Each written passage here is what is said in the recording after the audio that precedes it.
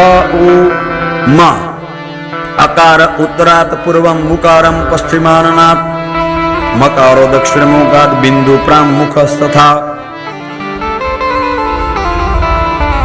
ચારે દિશાઓમાંથી એક એક શબ્દ પ્રગટ થયો.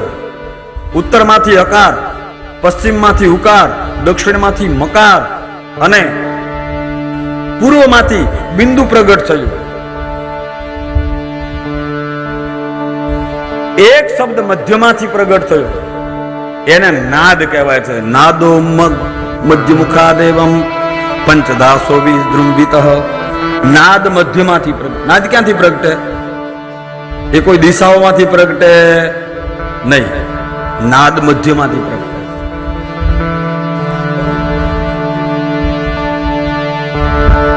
મહત્વનું અંગ નાદ છે. એક એક તત્વમાંથી એક એક શબ્દ પ્રગટ્યો, એક એક દિશામાંથી એક એક શબ્દ પ્રગટ્યો, એકીકરણ થયું એટલે ઓમકાર બન્યો. ઓમકાર બિંદુ સંયુક્તમ નિત્યમ ધ્યાયંતિ યોગિના કામદમ મોક્ષદમ છેવ ઓમકારાય નમો નમઃ. આજે ઓમકાર પ્રગટ થયો, એ ઓમકારમાંથી જ ગાયત્રી, ત્રિપદા ગાયત્રી પ્રગટ થઈ. આ ઓમકારમાંથી પંચાક્ષર મંત્ર, પંચાક્ષરમાંથી ગાયત્રી પ્રગટ થઈ અને એ જ ગાયત્રીમાંથી અનેક મંત્રો પ્રગટ થયા. જેટલા પણ મંત્રો પ્રગટ થયા છે પંચાક્ષરમાંથી અને ગાયત્રીમાંથી પ્રગટ થયા છે.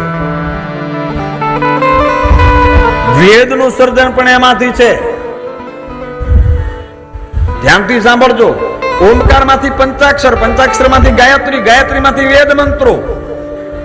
એટલે વેદના મંત્રો જ્યાં ત્યાં બોલાય નહીં, ગાયત્રી જ્યાં ત્યાં બોલાય નહીં. આજે તો બૂટ પહેરીને ગાયત્રી મંત્ર બોલતા હોય. કોઈ સામાન્ય મંત્ર નથી. પંચાક્ષર મંત્રનું અહીંયા પ્રાગટ્ય થયું છે. અસ્માત પંચાક્ષરાત જાતા માતૃકા પંચ ભેદતઃ. મંત્ર પ્રગટ કર્યો, પણ મંત્ર કોને આપો? શિવમાંથી જ મંત્ર. જો શિવના અંદરમાંથી આ ઓમકાર, પંચાક્ષર, ગાયત્રી મંત્ર પ્રગટ થયા. કોને આપવા? બોલે આ બે જણા લડતા હતા, અજ્ઞાની આ બે છે, આ બે જણાને મંત્ર આપો એટલે બે શાંત થઈ જાય. કારણ કે જ્યાં સુધી મંત્ર મળે નહીં, ન મળે, જ્યાં સુધી મંત્રની પ્રાપ્તિ ન થાય ત્યાં સુધી પોતાની ઓળખાણ કોઈ દિવસ થાય નહીં કે હું કોણ છું. આ બે મંત્ર વિહીન હતા. બ્રહ્મા અને વિષ્ણુ બે મંત્ર વિહીન હતા. એટલે સાક્ષાત મહેશ્વરે પોતાનું વસ્ત્ર જે હતું એ બંને ઉપર ઢાંકી અને બ્રહ્મા અને વિષ્ણુ બંનેને સૌથી પહેલો જો મંત્ર આપ્યો હોય તો એ મહાદેવે મંત્ર આપ્યો છે. સાહેબ, મહાદેવ ગુરુ બન્યા અને આ બે બના શિષ્ય બન્યા છે. અને જુઓ તમે મંત્રનો મહિમા જોજો તમે. બે એમ લડતા હતા ને કે હું મોટો.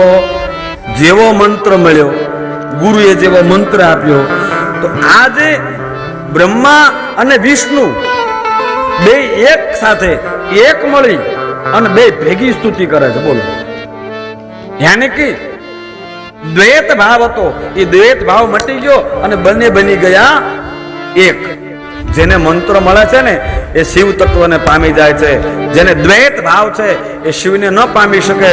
પણ મંત્ર દ્વારા જ્યારે એનામાં અદ્વૈત ભાવ પ્રગટ થાય ત્યારે જુદા જુદા હોય ને એને જુદું જુદું દેખાય નહીં, એનામાં પછી અદ્વૈતતા આવી જાય. આ બધું શિવમય જ છે. સિયા રામમય સબ જગ જાની કરવો પ્રણામ જોરી. પછી એને અત્ર તત્ર સર્વત્ર મહાદેવ સિવાય બીજું કાંઈ દેખાય જ નહીં. બધું શિવમય, બધું બ્રાહ્મમય, બધું કૃષ્ણમય, બધું જગદંબામય. એટલે બે જણા ભેગી એક મળીને સ્તુતિ કરે છે.